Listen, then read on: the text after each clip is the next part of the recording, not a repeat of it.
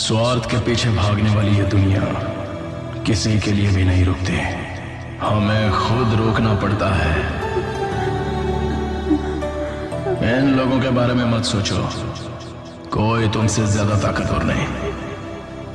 इस दुनिया में सबसे बड़ा योद्धा मां होती है।